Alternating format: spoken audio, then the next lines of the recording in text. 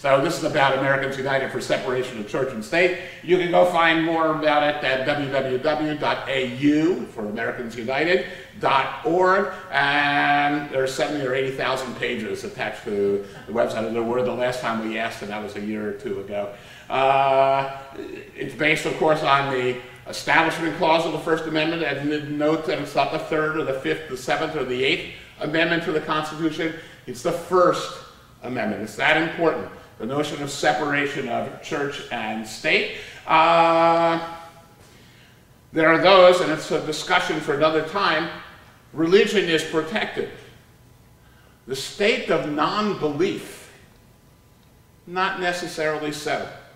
And even if we were to look at the Florida Constitution, the state that religion is protected, the state of non-belief doesn't quite have the same protections, although courts generally have been friendly to the state of non-belief. And it's fine. Please, Earl, go ahead. You said I could interrupt. Yes, interrupt, please. All right. This is just a grammar thing, or, you know. Okay. You're in trouble. I got it. Congress shall make no law respecting an establishment of religion. Is establishment a verb or a noun?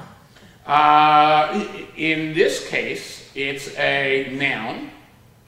And in fact, we just passed the anniversary of the South Carolina's vestry law of 1650 or 1660. The state of Carolina regulated the churches and gave money and sustained the churches. And in fact, if you go through later history, a bunch of Baptist ministers from Danbury, Connecticut come to see Thomas Jefferson, and that's when he answers. He says, no, the state is not going to help you, but there were colonies that established the Church of England is our religion, just as the Anglican Church is the religion of England today, and there are other countries that this is the establishment. We do not establish it, so there's no establishment. By the way, when I was growing up, it's changed since. When you were growing up too, what was the longest word in the English language? Anti-disestablishmentarianism, okay? So you were against this thing, this noun called establishment. Good. I thought the longest word was supercalifragilistic. You know what, I know, and there's probably, I'm sure there's chemical names that somebody knows that are longer as well. I'm talking about when I was growing up. Back when the solar system had 9 planets, and I would crank the phone and say, Mabel, would you get me, you know, so on and so forth. Back when phones had wires that went to the wall and things like that. So yeah, that's the First Amendment. AU goes back to 1947. We value religious freedom, of course. And I'll send you all this if you'd like, it's not a problem. We have a legal department that, in fact, there's an argument where we think we're too litigious, too quick to sue. We have, not too long ago, threatened to sue the, well actually no, it began with a demand letter to the Jacksonville City Council City Commission about having invocations at the beginning of their meeting. Particularly, all the invocations went to people who were a broad spectrum of religions, as long as they were Baptist. So we have a grassroots. Yeah, you can please go ahead. By the way, you don't even need to raise your hand. This is not school. Go ahead. Yeah, I used to attend chamber meetings a lot when I was first starting my business, and every meeting was an invocation. And it was always with, you know, a minister or something like that. And I got to the point where I spoke up and I said something to somebody, but and I even got a letter about it, and they said, oh, they would stop doing it. I think they stopped it for like 1 meeting. Yeah. So I haven't been to a chamber meeting in years, so are they still doing it? I have no idea, but interestingly, the chamber is not an element of the state, of the government. So they can, the Rotary, Kiwanis, other organizations that you're part of, they are free to do it. They need to know and this happens to be even in government a 14th Amendment issue, they need to know that when they give an invocation, particularly when they use Jesus' name, it makes a whole bunch of us feel as though we are on the outside. We are second-class citizens. 14th Amendment, equal protection. We're equally protected by the law. When they give an invocation in Jesus' name, Muslims, Buddhists, Hindus, free thinkers will all say, I guess I'm not part of the mainstream. And that's certainly not even the impression they want to give. So you have to be careful about, I believe the chamber is wrong, but at the same time, it's not an element of, it's not a government. There are plenty of government issues to deal with as well. But in the end, the message is, if you don't speak up, you'll get what you deserve.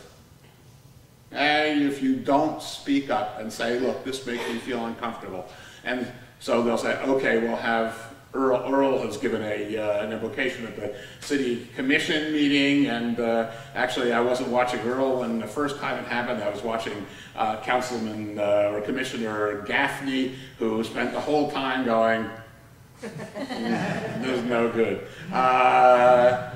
So there are big issues about that, and I'd be happy to discuss it with you afterward, but that's a part of Christianity and religious interests taking over our government. And that's a discussion for another time as well. But you're absolutely right. Please speak up. And if you need help, I'll be happy to help you. So our issue, religion in public schools, the faith-based initiatives. You know that many prisons here in Florida are run by religious organizations, and prisoners get benefits as long as they profess that Jesus is their personal savior and so on. Official prayer and religious displays on city property. School vouchers, we'll talk about in a little bit. Discrimination, religious refusals, we'll talk about that as well. Exemptions and free exercise issues. Churches and politics, there is a Sunday, and there will be a Sunday coming up next year that before the election, in which pastors will get up on the pulpits of their churches and endorse candidates. Now, they are free and to do that, and this is the Johnson Amendment, and it's a topic, they are free to do that, but once they do that, they lose their protection under Section 501c3 of the Internal Revenue Code, and therefore they lose their protections. That is, people who write a check to their church cannot deduct it on their Form 1040. Not legally, thank you. It is true.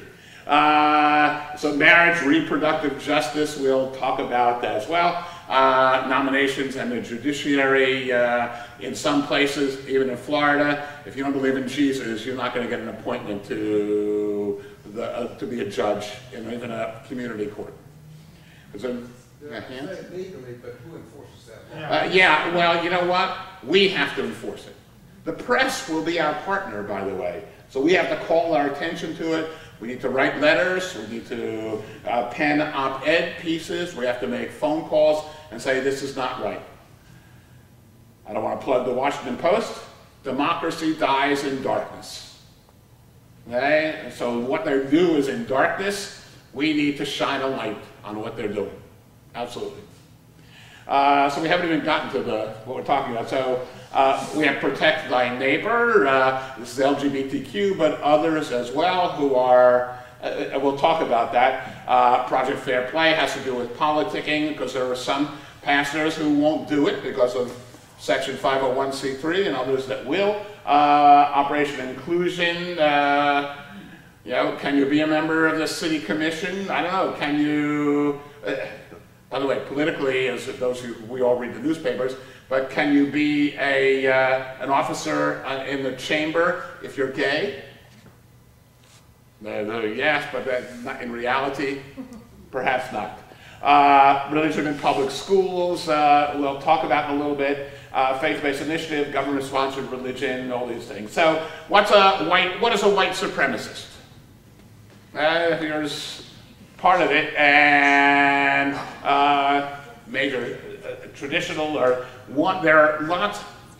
White supremacy in the United States is a complicated thing, and just like there are Methodists and Presbyterians and Baptists and even primitive Baptists and free will Baptists and Southern Baptists and general Baptists and so on.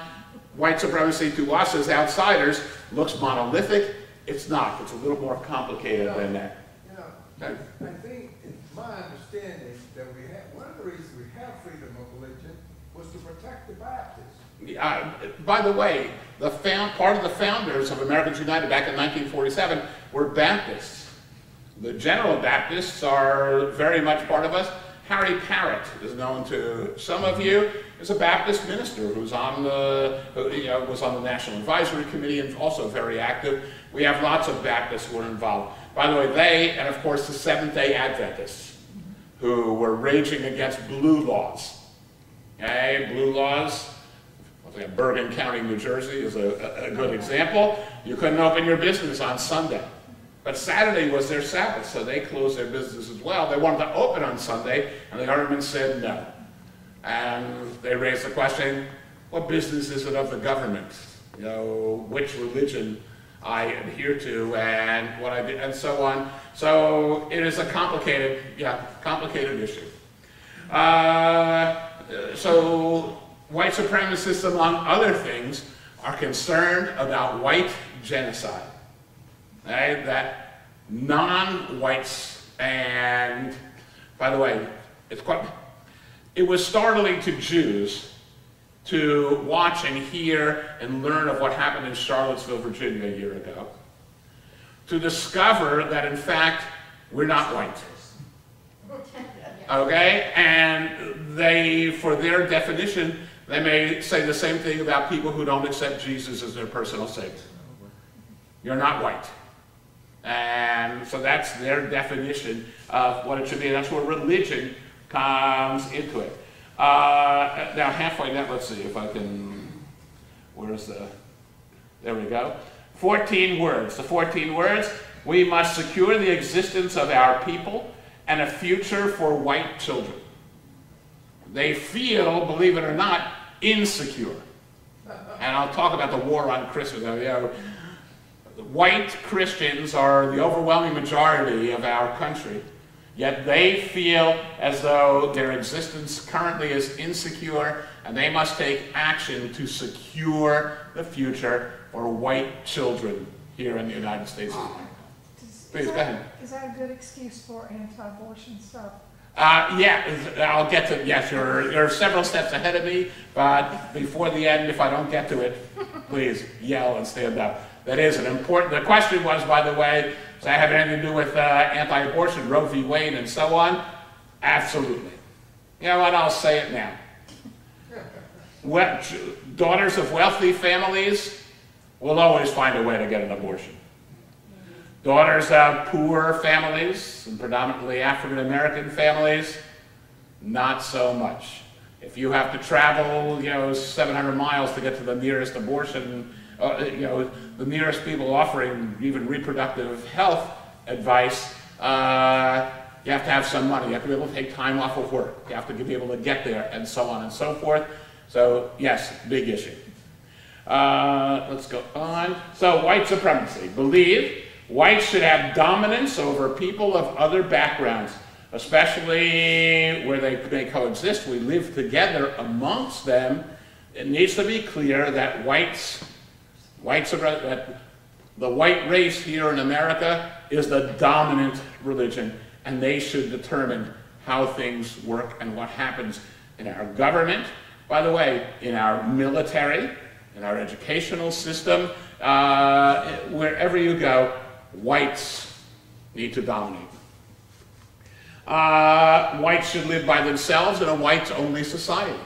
So in a way, we should not live and coexist together. We should drive out African Americans. We should drive out Jews. Again, shout, Jews will not replace us. We should drive out Muslims, not even allow them in the country. We should drive out, Catholics are a separate issue as well, and we should all be the same. White people have their own culture, and it's superior to other cultures.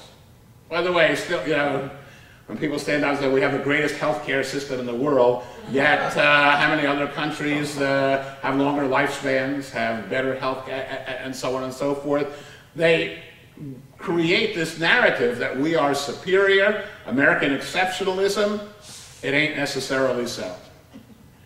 And white people are genetically superior to other people. This has important implications, because we don't want mixing of the races.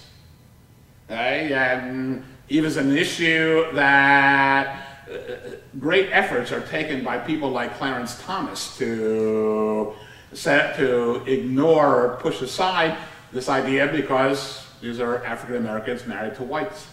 I don't know whether you're aware that Clarence Thomas on the Supreme Court, perhaps the Supreme Court's most conservative justice, is married to a white person. So it's most white supremacists today further believe that the white race is in danger of extinction, okay, due to a rising flood of non-whites. Okay? They're coming across the border, and what are they? You probably know the quote better than I do. They're all what? Rapists and thieves and thugs and all those furners. What? Drug dealers. Drug dealers from all whole countries. Okay? And we should encourage more immigration from Norway, isn't that, and so on. By the way, they don't want to come here. yeah, well, exactly. You're absolutely correct. The Norwegians don't want to come here. There's a place like this. And so I have to remind everybody, and I have to remind myself, the First Coast Free Thought Society is also an Internal Revenue Section 501c3 organization and can't endorse political candidates. So I make this comment, and there are some people here who have been in my Holocaust class for Ali, and they would complain and says, you can't talk politics. I said, I'm not talking about politics, I'm talking about Germany in 1932 and 33. I said, no, that's what you're talking about is today. I said, no, it's Germany in 1932 and 1933. You can draw your own conclusions, sadly. So what kind of action do white supremacists need to take to protect and to save the white race from extinction because of all the enemies they have? A, they need to discriminate against LGBTQ families and people. I'll be honest, I don't quite understand that. However, something we need to be very careful about, particularly when we talk to others. We, again, I go back to the fact that our name has free thinkers, we're the free thought, is that we are thinking? Because we are dealing on an intellectual level. Many of you, and we can share these stories later if you'd like, we talk to these other people on intellectual level, and they are talking on an emotional level, and we're in parallel universes. We don't communicate with them. We at AU in Washington talk about, we don't need to reach the people who are like us. We need to reach the guys with Joe's six-pack who drives a pickup truck and has a shotgun rack in the back. That's who we need to. In fact, interestingly, the ACLU of Flagler and Volusia counties has recently decided to table at gun shows. Yeah, it's not the kind of people but that's who we need to reach. We don't need to reach white liberals or any kind of liberals who are registered with the Democratic Party. We need to reach those people. So there's no logic in this. Don't look for any. You can look for it, it's not there. So white supremacists need to restrict access to comprehensive reproductive health care, and we sort of jump the gun on that. We need to attack liberal public education. Good. Why do they want to restrict access to reproductive health care when the vast majority of people who do that are typically poor black people? Why is it that they want to do that? Okay, because, somebody want to answer? Because by restricting reproductive health care, by restricting the access to abortion, poor black families continue to grow and have more unwanted children. By the way, who now you can go read Freakonomics, engage in more crime, and leave people at subsistence level, ensure that they are poor.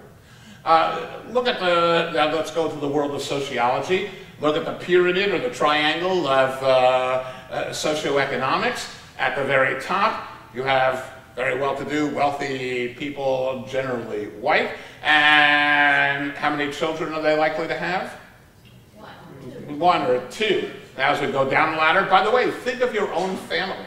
There are people here whose grandparents or great-grandparents came from the lowest economic strata. And how many siblings did they have? Sometimes they came from, we have 13, 9. We have large families. Larger families are mired in, it's a more complicated issue than this, but larger families tend to be poorer. In part, they have lots of children because that's the only resource that they can develop, and hopefully one or more children will bring them out. But when you get to the upper section, I mean, you have 1 or 2 children, because that's all I can pay to send to college these days. Well, then another issue that when if you have 50 people, 100,000 people applying for one job, of course the employers will say, well, we're going to pay as low as we can, where if they had like 50 jobs and only 5 applicants, they're going to be paying more because, well, we need to attract more people, but exactly. That's what the lower paying jobs, that's why they stay lower paying. Yeah, right. And so, not providing abortion services, by the way, also leaves single women as the head of large families who struggle to work, take care of their family, and so on. The access to, by the way, notice the denial of even contraception. And so there are laws in many states that say that if a single woman comes up to a pharmacist and asks to fill a prescription for birth control, the pharmacist can say, I'm sorry, I can't do that. It's a violation of my religious freedom. And, because I believe that single women shouldn't be engaging in sex and therefore not have children, and I can't fill this prescription. You have to go find another pharmacist or another pharmacy to fill this prescription. So it's not only against abortion, but it's against access to contraception as well. I don't mean to stray too far from the original topic, but that's okay. Regarding this idea about reproductive freedom, and this person is saying it's a violation of my religious freedom, where does it, at what point are you saying like, well, that's a violation of my religious freedom and now we're at a standstill? Like, can I just get my medication because that's your job? Like, what happens there? So what was the last sentence again, please? My question is that in this hypothetical situation, the pharmacist is saying that's a violation of my religious freedom. Right. And I, as a woman, am saying, well, this is a violation of my religious freedom. My doctor said that I can have this. Do your job and give me my medication. By the way, they would argue, and the question is, the pharmacist could say it's a violation of, I'm repeating your question, violation of my religious freedom. Can the woman not also say it's a violation of my religious freedom? It's probably going to be hard to find a religious doctrine that says you have to use birth control. Okay? However, you have a point, and what we have is competing interests. By the way, and you have competing interests as well, and this creates great dissonance. Who are the people who are opposed to abortion and want to defeat Roe v. Wade? They're the people who feel that government should have the smallest possible role. Right? Government should not have any role. Yeah, we should be up the skirts of our daughters and wives and sisters and so on, and checking out what goes on. Okay? There's a sort of cartoon, Congressman Eric Cantor. It was one of those cardboard things, but his picture was there at every obstetrician visit. You had to look, and the obstetrician said, I'd like to do A, B, and C. However, I have to answer to Eric Cantor and to Congress and so on. So they want to limit they believe that abortion, and we'll take a look at this, is a violation of their religion. By the way, it's also not a violation of their religion. I'll prove that in just a minute. Okay, they're wrong. By the way, these people who quote Bible, I will tell you they don't know Bible so well. I will also tell you that, unlike many of them, I read it in the original. Okay? And that's an issue as well. We'll get to it, but keep pressing me on this issue. Hang on one second. Yeah, please. Why does it even come up that she's a single woman? Why does it even come up that what? Okay, if you're going to the pharmacist, what business is it of the pharmacist, whether you're single or married? Because the pharmacist says, it's against my religion to encourage you having sex until you're married, because sex should take place only within marriage. How does she know? He knows. Yeah, you know what? That we assume that somehow the pharmacist figures this out. Okay, but there are pharmacists who do this kind of thing. Okay. By the way, yeah. And politicians make laws that allow those pharmacists to get away with that. Exactly, and they allow these religious refusals.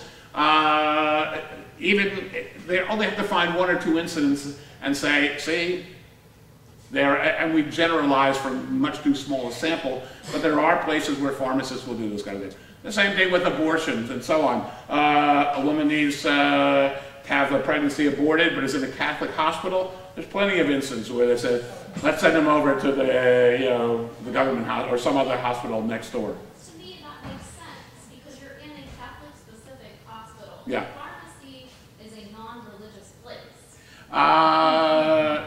By the way, the Catholic hospital, by and large, is taking government assistance of one kind or another. Your tax dollars are paying the hospital as well, and we need to think about that. Anybody know the phrase, the Hyde Amendment? What does the Hyde Amendment say? No taxpayer dollars can go to support abortion. But many hospitals have their own tax exemptions granted by the government, receive money from the government for treatment of indigent people and so on, and yet they're using our tax dollars to restrict abortions. Okay? But let's go over here first, and then we'll go. And I would like to go on just a little bit further, but go ahead. Now, One thing on abortions that I think everyone in the group probably would all hope that it's fine, it's a woman's right. I watched TV where a woman, in very genuine state of mind, said, you know, we decide and say a person has died when their heart stops. She said, we believe that a person begins when their heart starts. So all this on TV you hear about the states passing the no, if there's a heartbeat, you can't have an abortion. And I wish this group would, in your mind, think, how are you going to answer that? How are you going to say that? And not keep going, is it religion, isn't it? What's the number, what's the hour? If you want to change anyone's mind, you're going to have to address where they are at. I will help you do that in just a few minutes, I promise. Okay, so, and the question is, you know, what is lifestyle? By the way, I've often thought about getting a license plate that says choose life. Okay, and this is a nonsensical notion as well. I think lots of places should choose life in prison rather than the death penalty. And how can people be for the death penalty and pro-life? You'll have to explain that to me when we're done. So that whiteness, and they want to obstruct non-Christians like Muslims from constitutional rights, show that whiteness and Christianity are the same. Let's go on just a minute. So the LGBT community, we all know, okay, so by the way, it started out for us at Americans United when a same-sex couple wanted to be married, and they went to have the wedding catered, and the caterer refused, said, you know, it's against my religion. So here's my religious freedom. White will not allow me to cater your wedding. By the way, anybody know what kind of business it was, the caterer? It was a pizza. There were cake cases in Colorado, and we're still arguing it. But it started out with a pizza place. So if you go to weddings that are catered by pizza places, you know, if you get 40 pizzas and then your guests will eat pizza, you may know something about this. Yeah, the cake case is the wedding cake is being argued now in Colorado, moving its way through the courts. That is actually Americans United for Separation case is the primary counsel on that. So yeah, I'm not allowed to use LGBTQ services, and I can't have LGBTQ people walking through the door, sitting in my restaurant, and so on. It does in fact go on. By the way, so they're saying it's my religious freedom. Here's a quote from the book of Paul's letter to the Romans about it's part of its depravity. It's not related to white supremacy, but the contributions these people make to teen suicide is shameful, and we need to speak up about that as well. So yeah, here's that came across while looking for this kind of thing. So women's reproductive rights, and wealthy women of wealthy families will always find a way to get an abortion. Poor women will not, and therefore they'll have larger families. They're often single parents, single mothers, and they cannot possibly feed and educate all those people, and so they remain in poverty and achieve the goals of white supremacy while claiming their religion does not permit them to have anything to do with funding or making abortion accessible to poor people. Here's a graph that you can look at, and again, I'll send it to you. But notice the largest consumers, or the largest users of abortion services are black women, women of color. And so they will tell you, this quote was actually on a billboard down in Flagler County. The word came to me saying, before I formed thee in the belly, I knew you. So that means you were existing and I knew you. By the way, in the original Hebrew, this is a poem, not meant to be taken literally, but they don't know that. And they certainly don't know that Genesis chapter 2 says, the Lord God formed man, formed human beings, out of the dust of the ground and breathed into his nostrils the breath of life, and man became a living being. And by the way, the word breath in the Hebrew, neshama, neshima and neshama, also means soul. So when does the soul enter the body? Only with respiration.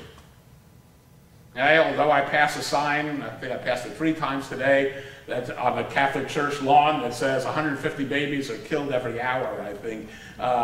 Those are not babies. Okay? They're life, and we need to respect life, and so, but they're not human. It's potential life, but it's not actual life. Abortion is not murder, and the soul has not entered into that body until respiration begins.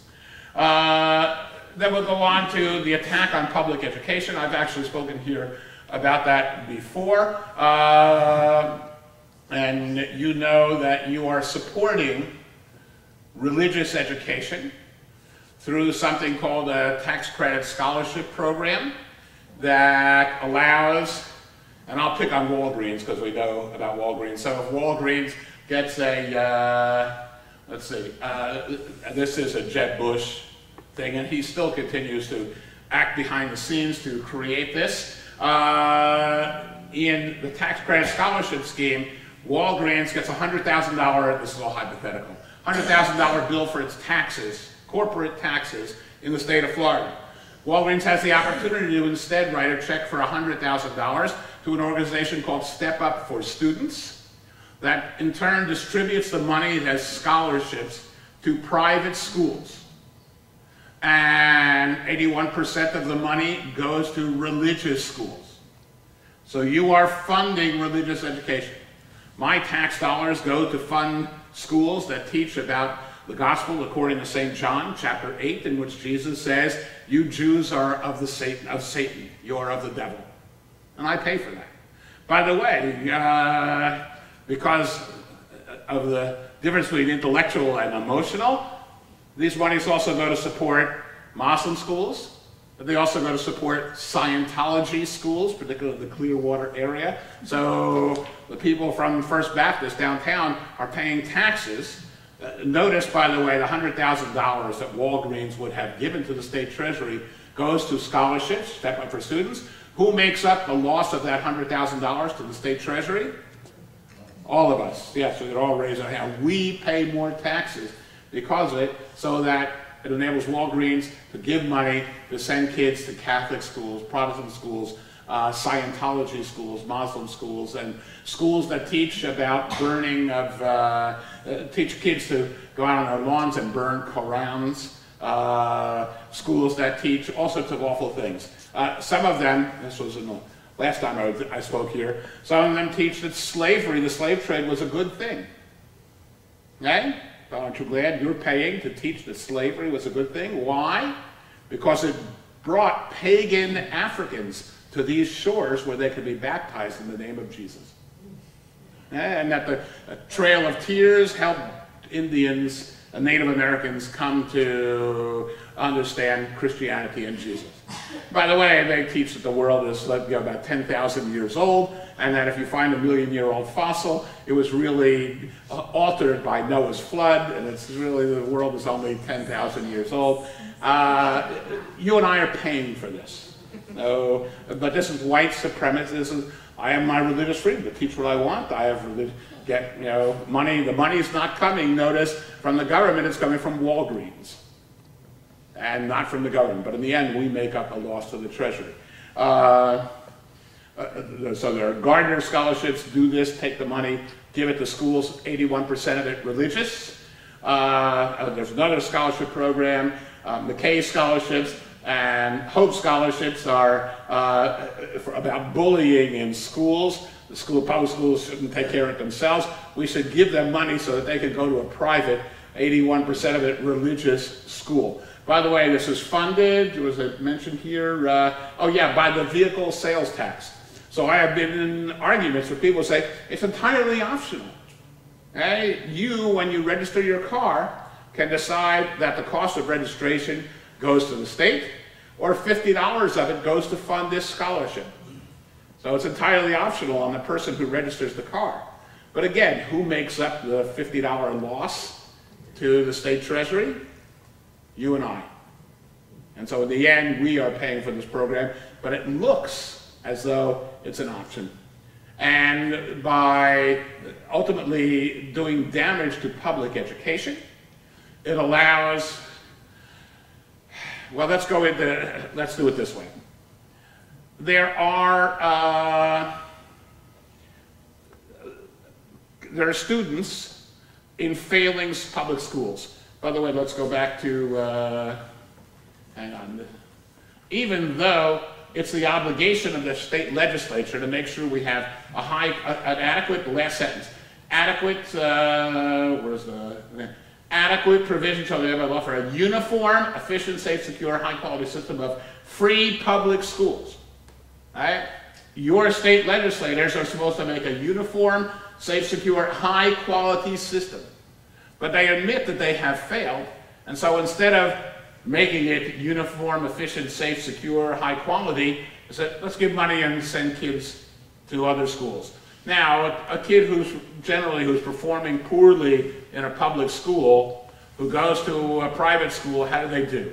The extreme case is, of course, somebody who, and I don't know the high schools, but I certainly know Bowles. And so if you go from a failing school somewhere in a bad neighborhood in Jacksonville, and oh, I have a scholarship, now I can take it and go to Bowles. A, are they going to do well in Bowles? Is Bowles going to accept them? That's an extreme case. But in general, these students do not do well in private schools either. And the issue is not what school they're in. The issue is the obligation of us as a state to provide a high-quality school.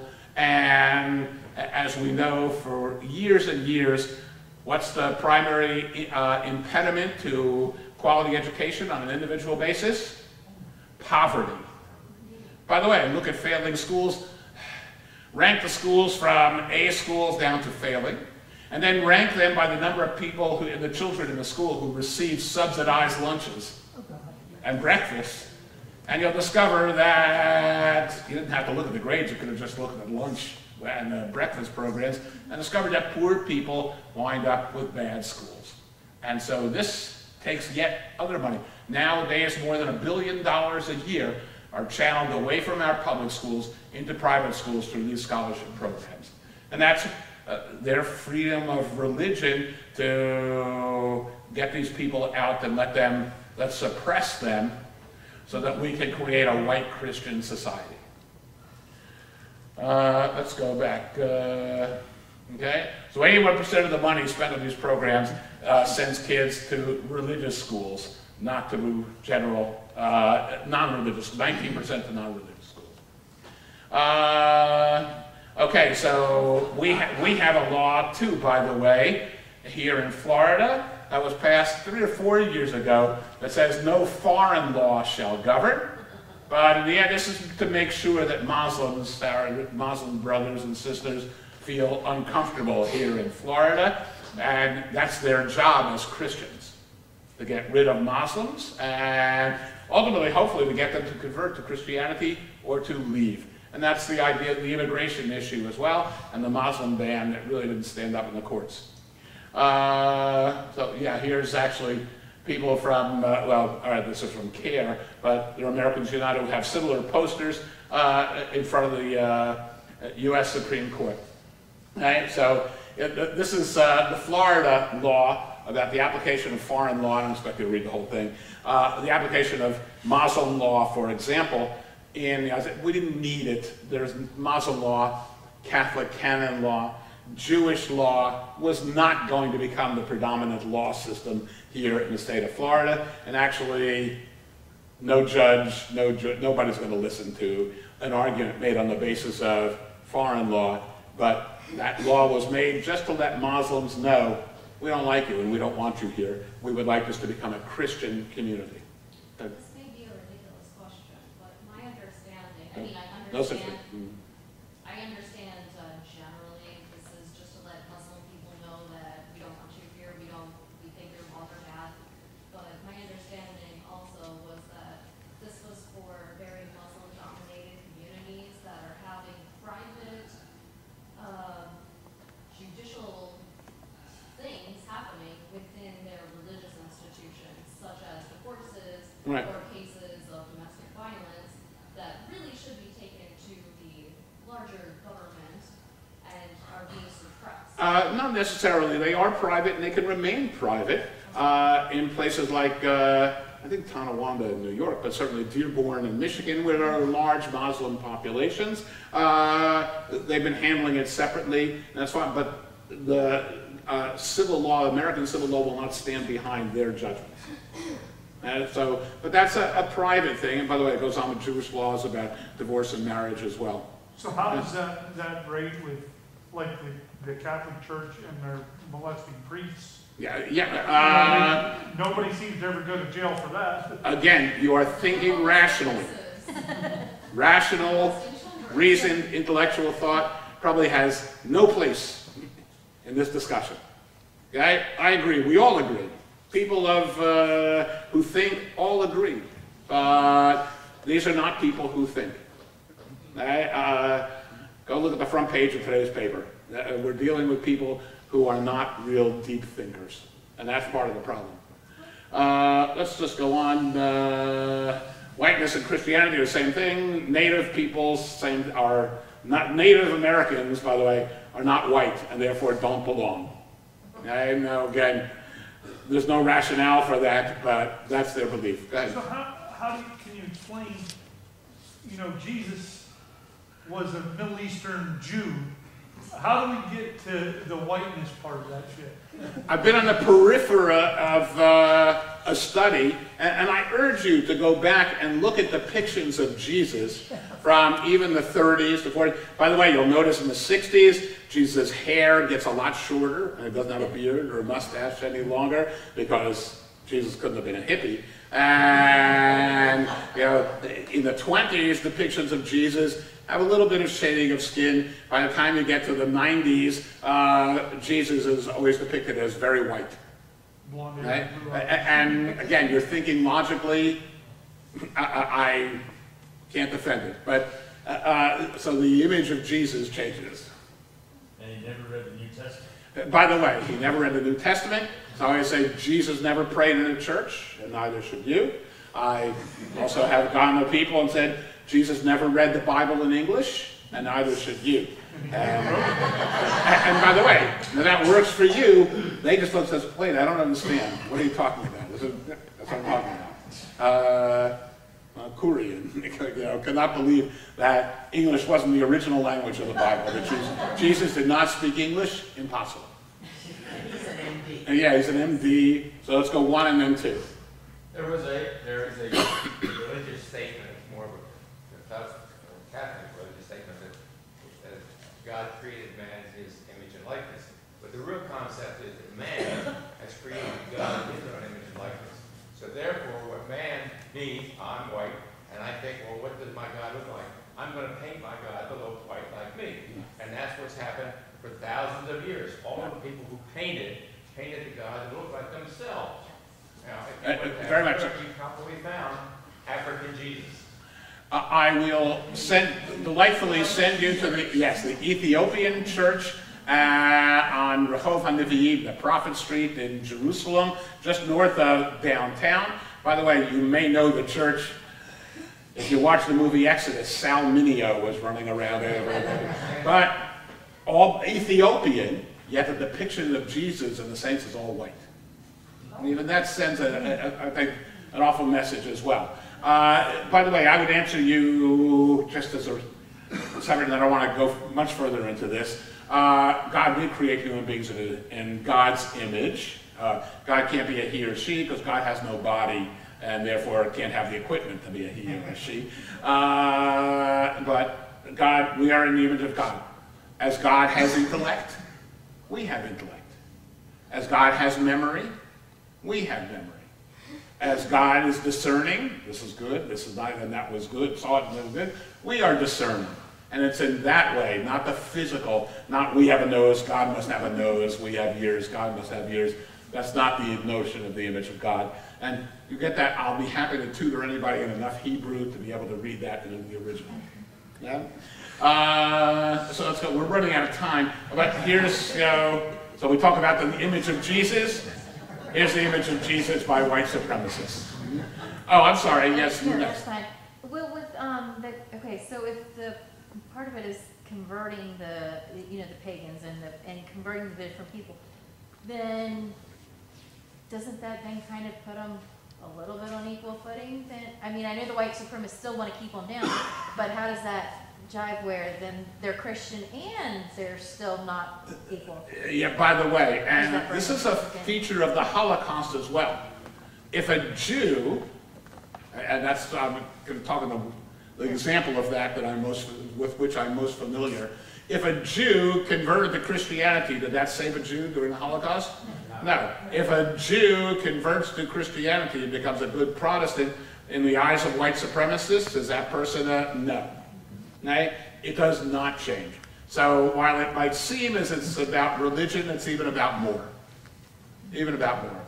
I'll go quickly through the rest. We've run out of time. So Christians are under attack. You know that Christmas is under attack. And we, the white supremacists, need to circle the wagons to protect the one true faith. It's a part of our religious destiny. And they'll sing Onward Christian Soldiers, and we're going to go into battle, and Jesus is going to be on our side, ultimately making us victorious. So they may have setbacks, but they're going to win. This goes back with the homosexual. This is part of the list of things that show that Christianity is under attack. A Christian's fired for refusing sex therapy for a homosexual couple. Florida teachers suspended for posting anti-gay marriage vows and Facebook. Probably that's just a terrible thing. They should be allowed to. After all, how is the white race going to be safe here in Florida without something like that? A woman objected to the idea that homosexuality is a civil right. That's an attack on Christianity and the whiteness of our community. So we come to Gary Siplin, a state legislator from Apopka, who made, actually because of the war on Christmas, His first bill was that Christmas should be the official state greeting for December, but now the one that was signed into law was that that only Merry Christmas is the official state greeting on December the 25th. But why? Because we can't have people saying happy holidays. That's an attack on our Christianity. Gonna make me laugh too, okay? So Christianity is under attack. If we're gonna express our religious freedom, we need to fight back. So there's the Christmas greeting statute of Florida. So the answer is tell people enjoy mediocre commemoration of whatever you did this time last year. There's a war on Christmas. And, you don't need me. And and those who refuse to write Merry Christmas on a coffee cup. So that's a quick run through. We went different directions, but that's okay. I enjoyed hearing from you. Have you other questions, or I don't know how much time we have, but I'll be happy to entertain questions on this or about general separation of church and state. But white supremacists, so you'll say, I have religious freedom to do this. That's a perversion of what was intended by the First Amendment of our Constitution. Okay, please, go ahead. It's my understanding that the Muslim, the Quran, is a combination of our First Testament, not the First Testament. No. Getting over. No. But you're right. Go ahead. The Old Testament, the Christian Bible is essentially the second,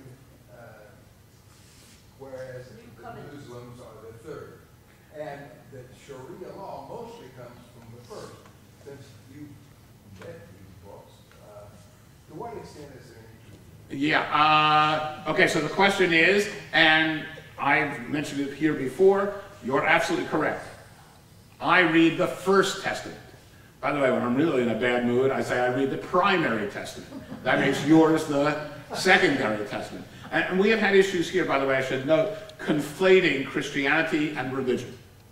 Okay? There are people who can be opposed to Christianity, not opposed to religion. So the Second Testament, so where did the Quran, what's its source? It took a lot from the First Testament, from Hebrew scriptures. Took some from Christian scriptures as well. Muhammad was living in a very diverse area. If someone had been in charge, he wouldn't allow those other people to come into his neighborhood, but he was influenced by diverse forces. Sharia law is something that develops over the centuries. And for example, Sharia law involves maiming people, cutting off your hand, cutting off your arm, blinding, and so on. That is proscribed, that is not permitted at all in either the First Testament or the Second Testament. And that's one example. So you can't say, well, it came from this and therefore there are a lot of accretions that get added to it. So let's go here, 1, 2, and 3.